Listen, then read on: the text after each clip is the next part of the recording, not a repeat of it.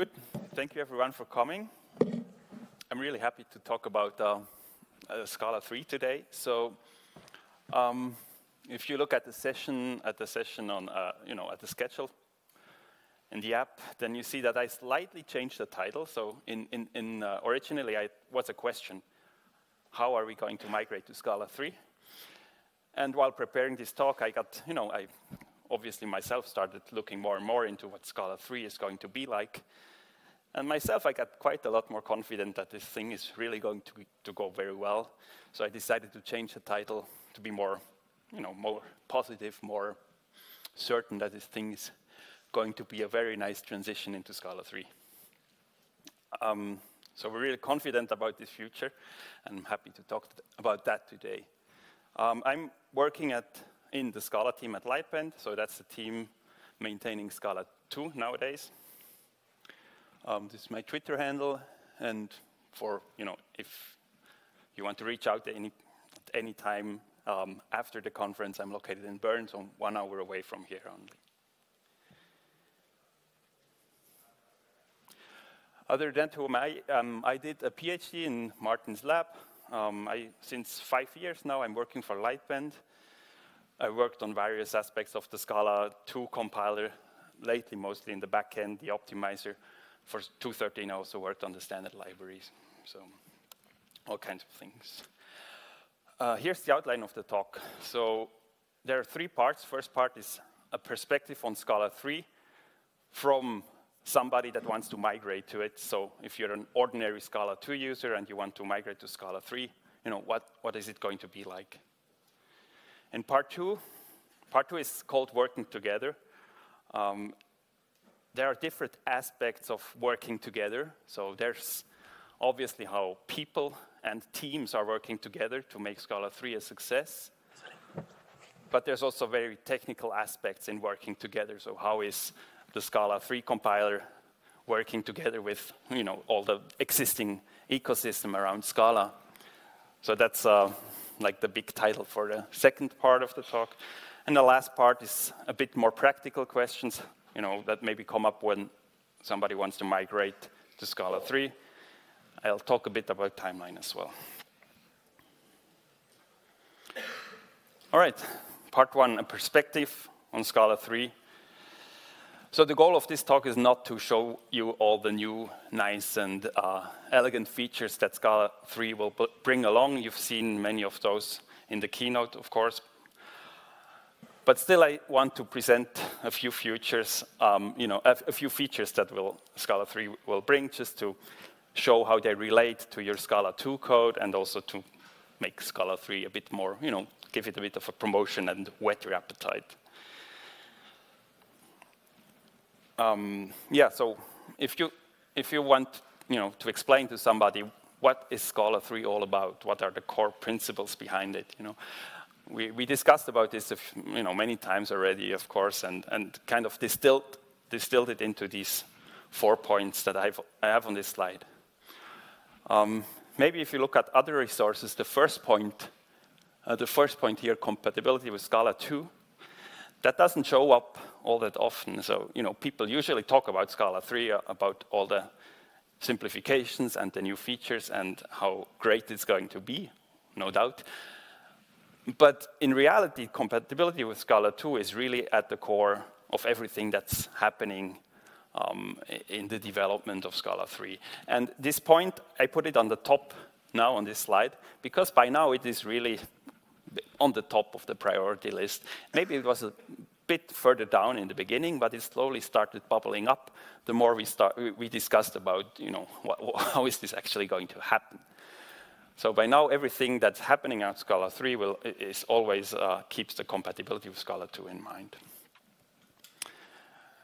Other than that, the main principles behind Scala 3 are simplifications. So the language features that are maybe too complex, we want to kind of make some things easier to use for the programmers and maybe also for the language implementers.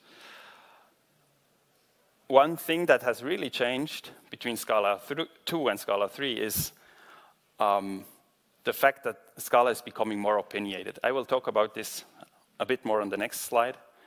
But Scala 3 really tries to embrace idioms, embrace patterns that are common in Scala and make them easier to write for the programmers.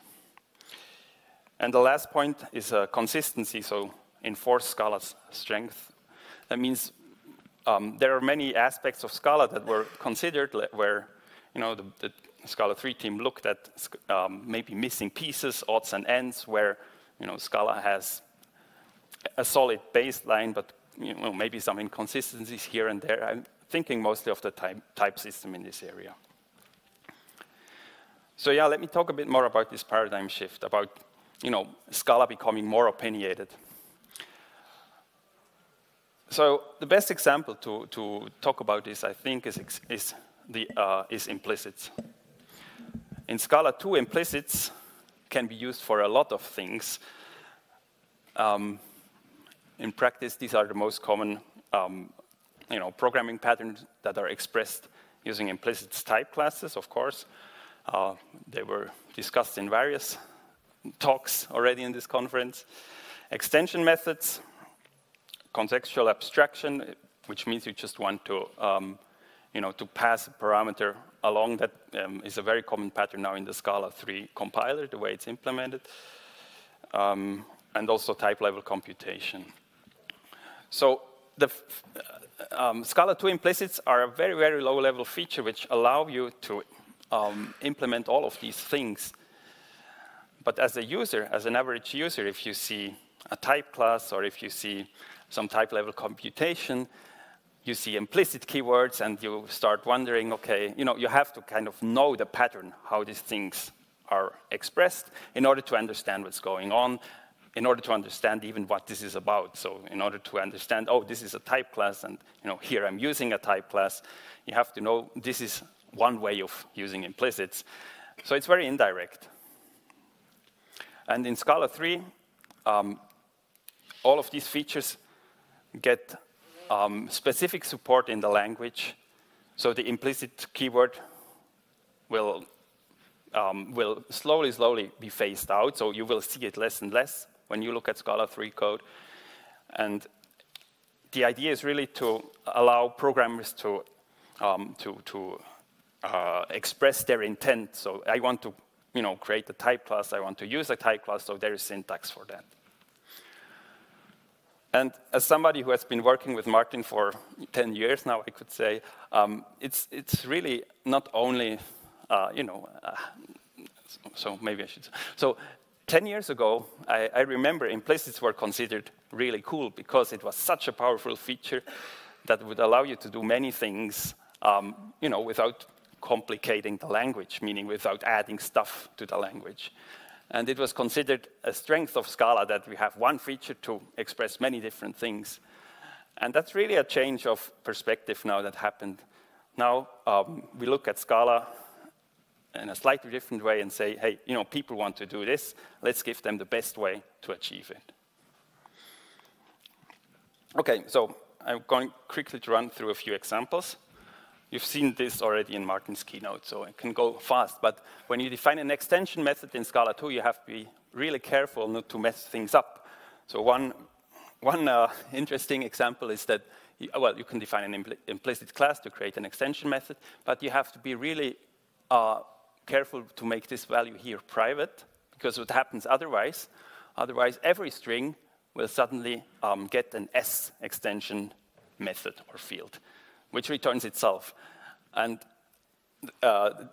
avoiding this kind of corner cases is really annoying, and it comes up again and again. So yeah, you see how it looks in Scala 3.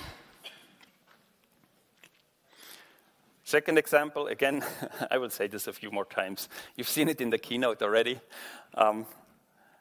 Enum is the new feature to express abstract data types, also to replace Scala.enumeration. So Scala.enumeration is defined in the library, and it uses hacks with reflection, and it's also difficult if you want to add a feature to it. It's really not easy often to, so this thing has not been loved very much. So enum, of course, is a replacement for that, but also for ADTs. Again, when you define an ADT in Scala 2, there's just boilerplate associated with it, and you have to be careful to get everything right. And in Scala 3, this very common pattern just becomes simpler to write down. Okay, last example is type class encoding. This is the same type class that Miles used in his presentation just in the previous session. Here's how you do it in Scala. So in Scala 2, so you have to be again quite careful. You have to, make sure to use an implicit val or an object here, or it could be a def as well. But anyway, that would be not very efficient. You have to make sure you use you create a parameterized method here to create a show type for option that itself takes an implicit show. And yeah, this is just a good example where you have implicit, the keyword showing up in various places, and you have to get it right. It's not very easy. And as a user, you have to learn to see through this pattern to understand what's going on. So yeah, here's the new syntax for that. Basically, everything, every place where implicit shows up in the code will be replaced by something new. So you can define implicit instances using the delegate keyword. The name of the instance can be given or not, so it can be anonymous. And like for parameterized instances, the syntax is more closely related, let's say. It's important to see that the definition of the type class is still a trait or an abstract class, so that didn't change. And also using a type class on the bottom, on the last line, is the same. So here's the same example as it looks in Scala 3. Yeah, it's worth mentioning that it's the Scala 3 is providing more than just syntax. The interesting feature in this area is type class derivation, where Scala 3 gives you primitives to, if you write a type class, you can actually like define how instances of your type class should look like using a very generic representation. And then if somebody wants to extend your show type class, if it has the right structure, he can just use your generic representation and doesn't have to write any code. So there's also a lot of invention going on. Again, Miles talked about this a lot in his talk in just the previous session.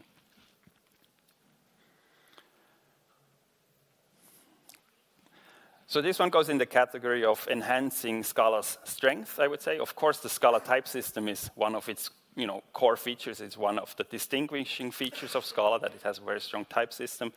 And there's quite a lot of evolution going on in this area. So Scala 3 adds union and intersection types. It's worth mentioning that they are not tagged. The union types are not tagged, which means if you have a value of a union type, it's just either or the value that matches, but there's nothing, no information at runtime telling which of the two cases it is actually represented right now. So there are corner cases when at runtime you couldn't tell apart which of the two types you are in, but they are pretty rare. Other features in the type system are type lambdas. Martin mentioned in his keynote the various new kinds of function types that Scala 3 supports. And there's also a new type inference algorithm, which is more powerful, so it can sometimes give you better solutions at inferring the types for complex expressions. Okay, so that was my quick overview of a few Scala 3 features that are coming. But now we are going to put them into categories by how they affect migration from Scala 2. I created 4 categories here. One is breaking changes in Scala 3. Second is new features, so stuff that you can start using once you migrated. Number 3 is features that continue to be supported, so existing Scala 2 features that are still the same in Scala 3, but de-emphasized, so features that, like implicits that are slowly being phased out in favor of new things. And number 4 is stuff that didn't change. So breaking changes. For some, so general existential types, are no longer supported in source code, in Scala 3 source code. So the Scala 3 compiler doesn't know that keyword for some. Wildcards are the same as they used to be in Scala 2, so they still work. Another feature that's not supported in Scala 3 is early initializers. It's a bit of a corner case features that if you happen to use it, I guess most people wouldn't have never come across it. But if you happen to use it, there are workarounds already today that you can use in Scala 2, and Scala 3 provides trait parameters which are really a good replacement for early initializers. There are a number of features that Scala 3 supports in compatibility mode. So these are not very complex, mostly syntax stuff. So procedure syntax has been deprecated already, I think, in 2.13. Symbol literals, auto application. So if you have a function that takes an empty parameter list, you have to actually provide the empty parameter list at the call site. Okay, delayed init is, I heard, going to be supported in Scala 3 in the end. It's not implemented at this point. Where are we? Packages in implicit scope. So that's there's a small change in implicit resolution. The packages, when an object O is in the implicit scope, then its parents are as well. So its enclosing scope is as well. But Scala 3 exclude packages there, but again in this compatibility mode, it is going to be supported. And one small thing that I'm a bit sad about is the snail operator. It comes up in pattern matching with var args. Maybe you've used it. I think I've used it once so far. I just find it cute. But unfortunately, it has new syntax in Scala 3. Okay. One big breaking change that I didn't mention on the previous slide is macros and metaprogramming. So macros in Scala 3 are going to be different than they are today in Scala 2. So there's going to be a new API to implement macros. The new API is more principled. So it's in Scala 2, we basically expose the internals of the compiler to the user that writes a macro. And if you want, you get full access to all the compiler internals. You can do basically a lot of complicated things that confuse the type checker. You can also shoot yourself in the foot very easily by creating trees in the wrong shape or trees with the wrong types and things like this. So the new API for macros in Scala 3 is more principled. It's more so it has like better foundations with inline and quotes. With quotes and splices, sorry. And the API that you use to write your macros to analyze the syntax trees and to build new syntax trees is based on tasty, which means, which means the API is supposed to be stable over a long time, over many versions of Scala 3. Yeah. So there was a talk today by Nicolas Stucki. I think I missed it. Yeah, I think. Tomorrow, okay, so let's talk tomorrow then, where he will show how metaprogramming in Dotty in Scala 3 works. Some macros are no longer needed, and that's actually a big one. Again, Miles talked about this just in the previous session, but especially everything that is related to type class derivation can now be handled by the language without macros, and I think that's a really big improvement. Good. Last breaking change is specialization. So there, the Scala 3 team is still, that's one of the things that's still on the drawing board, still being considered. Scala 3, I was told, will support at least, specialization for core types. So it will support specialization for functions and tuples, which is really needed for performance if you're using Scala and the standard library. How difficult is it to implement specialization? So specializing methods apparently, well, it's relatively straightforward. It's just duplicating code. Specializing classes gets a bit more complicated. Specializing superclasses and traits, that's where it gets really hard. So again, it's not yet clear what will happen exactly in Scala 3 with the add specialized annotation. And definitely the people at EPFL at the lab are interested to hear, about what are the important use cases. So reach out if you are affected. Good. Second category of changes in Scala 3 is new features. So here's a short list. Trait parameters, opaque types were mentioned already, top-level definitions, enums, okay, extension methods, changes to the type system, and then like new metaprogramming facilities, match types, inline matches. Yeah, I'm not going into details on this slide. I put a few in green, and these green boxes are things that are basically on the roadmap for backporting to 2.14. So that means you will be able to start using these features already in the Scala 2 series, and they will be available for cross-building between Scala 2 and Scala 3. So yeah, once you migrated to Scala 3, of course, you can start gradually migrating your code, start using the new feature. But again, cross-building will be a limiting factor for a while, so projects that do cross-build between Scala 2 and 3, they will be limited to the common subset. Good. Now, next category, Scala 2 features that will continue to work on Scala 3. Actually, most people, when I talk in the hallways and ask people around, I hear that a lot of people are not really aware that Scala 3, the Scala 3 compiler, as it is today, it supports almost all of Scala 2.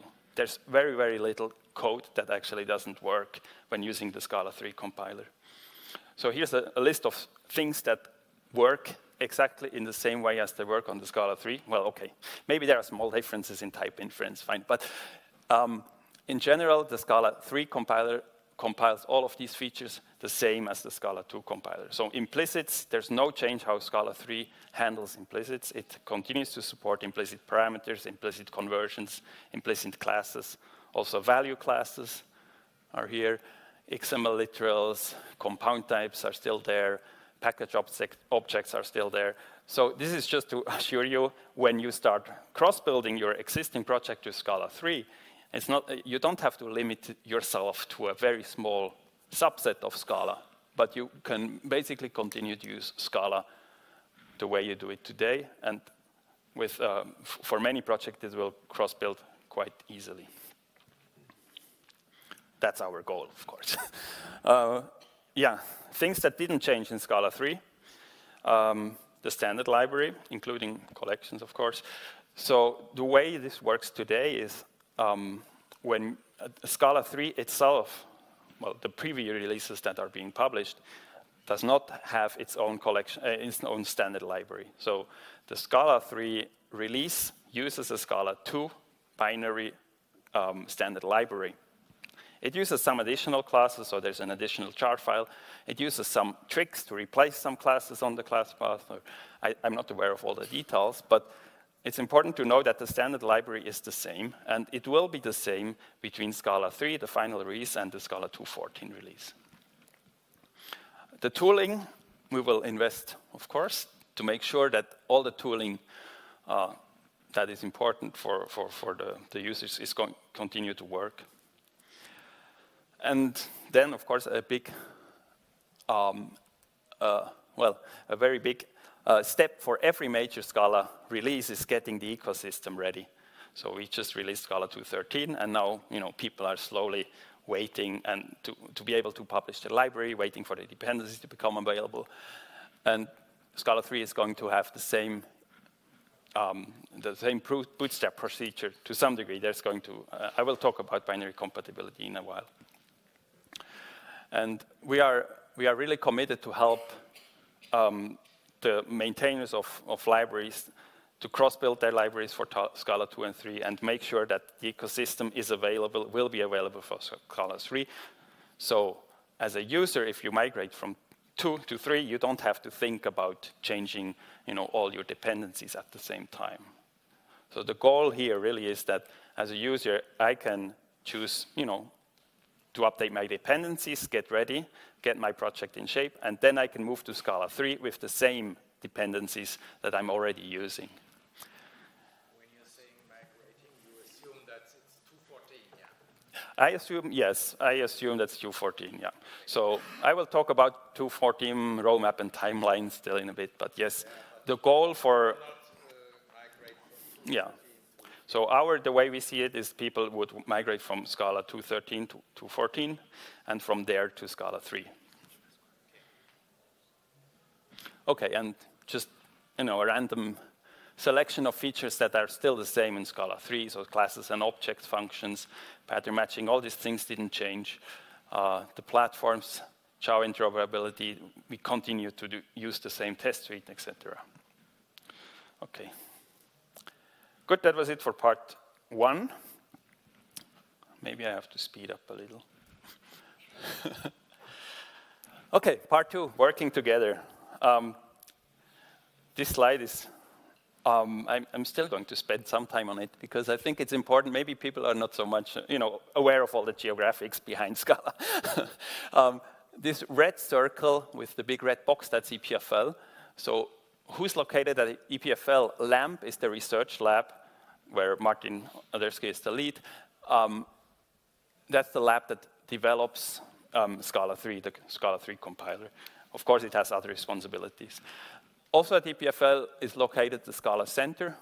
So from Sebastian is the lead of the Scala Center. The Scala Center focuses on tooling. We saw medals today. It focuses on education and, in general, fostering the Scala community. And then there's the Scala team at Lightbend, which maintains Scala 2, the Scala standard library, led by Adrian. And you see it's very distributed. So we have Seth and Adrian in San Francisco. We have Eugene in New York, Stefan and me in middle of Europe, and Jason in Australia. That's how we work together. And in 2018, something very important happened, namely Adrian, he moved from SF into the red circle. And so that's a year and a half ago, right? And in this 1 year and a half, the communication between, the Scala team and the LAMP team, the communication between Scala 2 and Scala 3 teams, it has really, it has accelerated and improved, and we've been working much more closely together since then. And I think this is a big driver behind making Scala 2 and Scala 3 finally coming together. So where does Scala 3, where do all these discussions happen? Where is Scala 3 being developed? Most of the things are happening in public. So there's a lot of discussion going on at the Dotty issue tracker and on pull requests, also on the discussion forum. So these things are really open to everybody. The discussions are numerous and they are long, and a lot of people are chiming in. So we think this is working quite well. The community is very active in the development of Scala 3 as well. There's the SIP committee where all the new features are being discussed. The SIP committee has members of EPFL. It has people from Scala Center, people from Lightbend, but also people from the community. So that's ultimately where features are being accepted or rejected. And the notes, meeting notes of the SIP meetings are being published, sometimes with a small delay. Also, in many cases, there are videos online of, I think SIP meetings are sometimes streamed live on YouTube, and the videos are available. So again, this is pretty open. Of course, there's offline discussions over coffee and beer. 3 times per year, the Lightbend Scala team, the Lightbend engineering people meet somewhere in Europe or in the US, and Martin is there as well. So these meetings are, of course, important to synchronize, to discuss new stuff. There's also weekly meetings at EPFL where Adrian often joins since he's on campus, basically. Okay, so that's working together, teams working together on a technical level, how are the Scala releases going to work together? That's basically what defines the roadmap for 2.14. So 2.14 is all about preparing for Scala 3. We are going to backport some features. On the list is type lambdas, opaque types, trait parameters, and top-level definitions. We didn't publish the Scala 2.14 roadmap yet. We will do that soon. We'll open it for discussions. And we're, of course, we're happy for everybody to chime in. We will continue with deprecations of features that are slowly being phased out in Scala 3. So for some existentials, auto application, package object inheritance, and early initializers are things on the list that might get deprecated. And we are also we're planning to remove some of the lighter syntax changes already that have been deprecated in 2.13.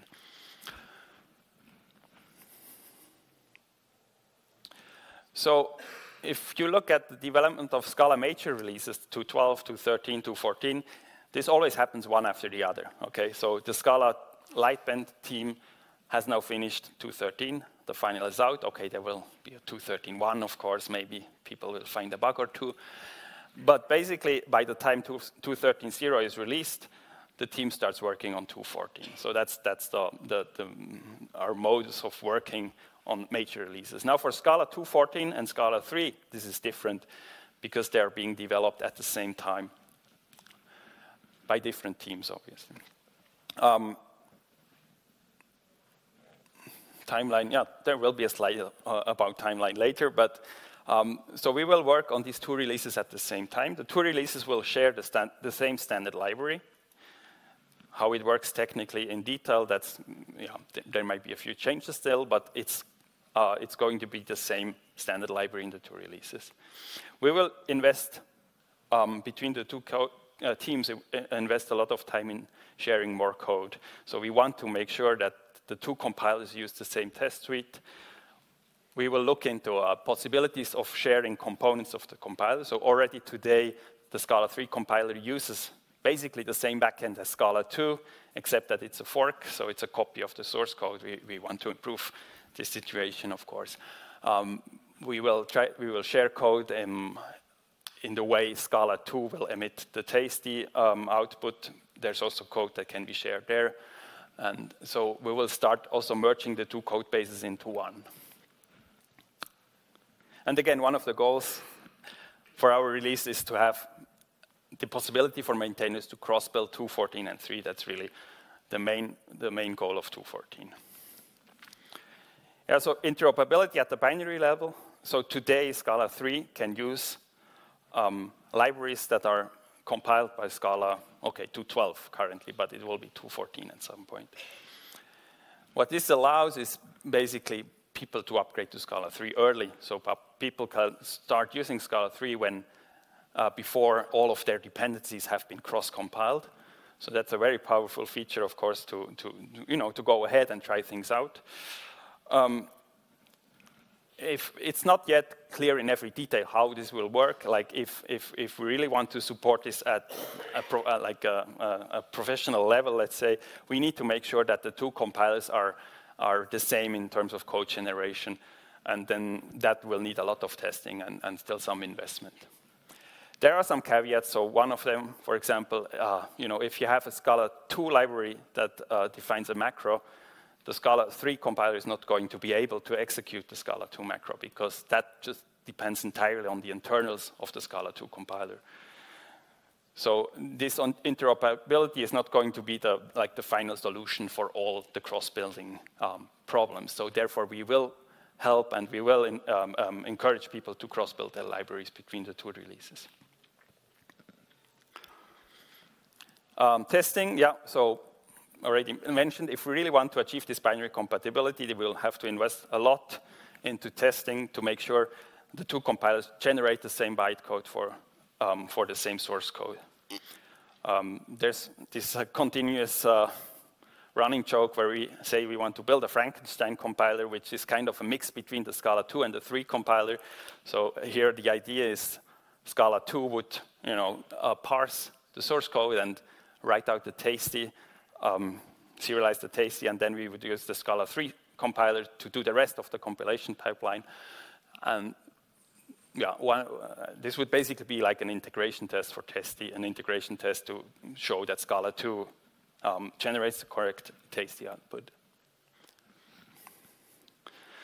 Still on the testing front, one of the things that we are relying on a lot these days is the community build. So every Scala release is tested by the community build, which builds the Scala ecosystem from source. It's roughly 3 million lines of code in 2.12. We're slowly getting there on 2.13. We're actually already pretty far. And community build for Scala 3 is only getting started these days.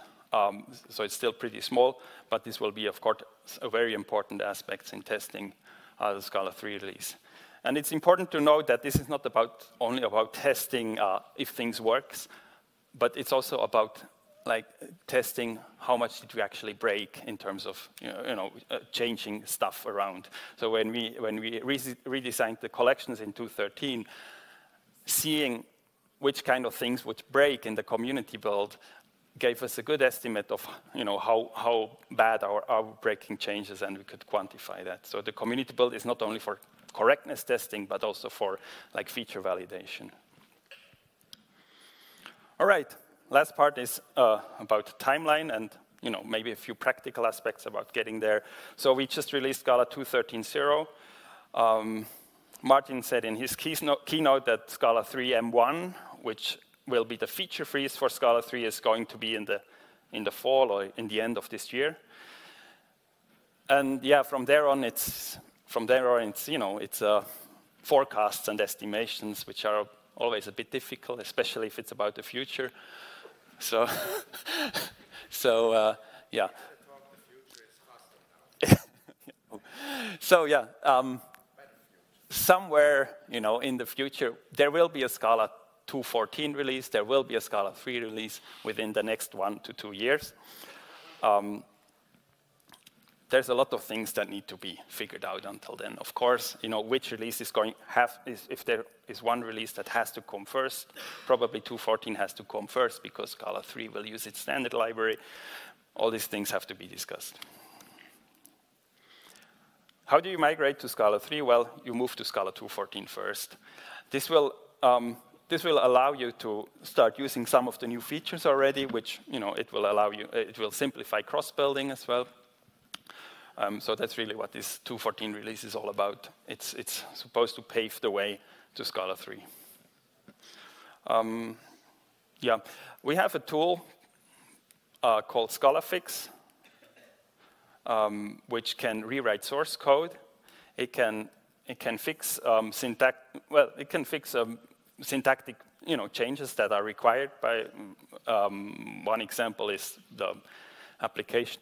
Excuse me, the application of empty parameter lists and things like this. So we can also rewrite symbol literals that are now deprecated, things like this. So we started working on a repository called Scala Rewrites recently, where we want to collect migration rules, so rewrite rules for ScalaFix. And definitely we will spend more time on these rules to make sure the small, tedious things can be automated, and people have to only intervene with the stuff that is actually breaking. Yeah, we will absorb some of the shock, let's say, in 2.14. So we want people to migrate off certain things already in 2.14, like the existential types or the early initializers. This is basically to make the transition to Scala 3 a bit easier, and these things are coming anyway, so we decided it's good to spread out a bit over the time of the migration some of these breaking changes. And macros, so if you define macros in your library or in your application, these will have to be rewritten once you start moving to Scala 3. If you cross-build, most likely you have to have separate source files. That's my next slide actually. Yeah. So the goal is really to cross-build the ecosystem between Scala 2 and Scala 3. I was very pleased to see Miles saying that he wants to backport his new shapeless 3 that he's building on top of Scala 3. He wants to backport that to Scala 2.14 because it will be really important that we have the same ecosystem on 2.14 available, so users don't have to do the upgrade of the language and the dependencies at the same time. Yeah, so if you're defining macros, you will probably have to have separate source files for the 2 versions. There is a possibility of backporting the new macro API, so the tasty-based macro API to Scala 2, but this thing is just on the drawing board right now. We haven't started any of this work or committed to anything. One thing that might come one day is some kind of preprocessor for Scala. We have been talking about this already a few times, and there are just situations where this would simplify lives. So maybe this will come at some point. Okay, so just in terms of responsibilities from our side, from the Scala team at Lightbend, we are going to be the main developers of Scala 2.14. We will maintain Scala 2.14 for a very long time. That's what we expect. We expect it to be the last release of the Scala 2 series. So that means it will have to have a longer maintenance stretch than other releases that we built. Once 2.14 is released, the Lightbend Scala team will start working, maintaining, and supporting the Scala 3 compiler. And the team at YPFL is mostly is the core behind the development of the Scala 3 compiler. All right, so that's all I have. My main message for this talk is that Scala 3 is really Scala 2+1. So it's it's not the new language. It's the same language, but there's +1, so there's new stuff in it. And we are really working together. We are committed to ensure that the migration will be smooth. We are also committed to spend time on helping the community to make sure the ecosystem can move ahead. And we hope you are all as excited about the new stuff as we are. Thank you.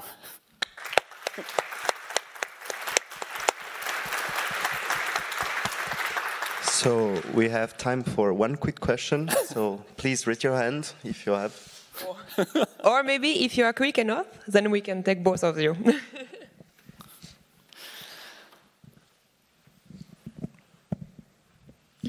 Okay, so I can see many companies use Scala because of Spark. So I'm just wondering if there is any collaboration or communication between Lightbend or Scala Center and Databricks or Spark people to make this migration to Scala 3 happen earlier and as smooth as possible. Yeah, so definitely there is communication. There was actually today after the keynote. And yes, we are aware that Spark on 2.11 was kind of a big lag for many people. And that's also why we got, we invested some time and resource from Lightbend to helping Databricks and, the Spark community, let's say, to migrate to Scala 2.12.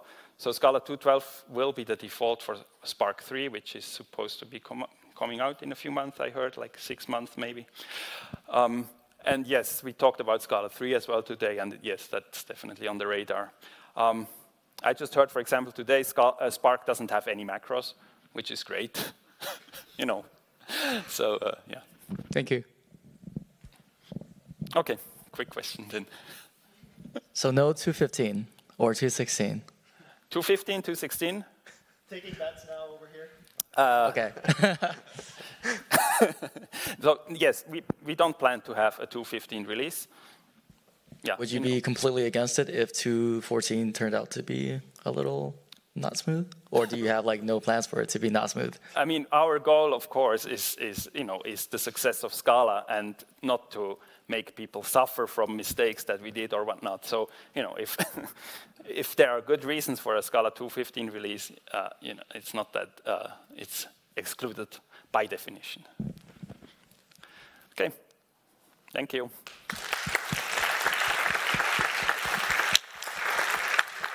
Thank you.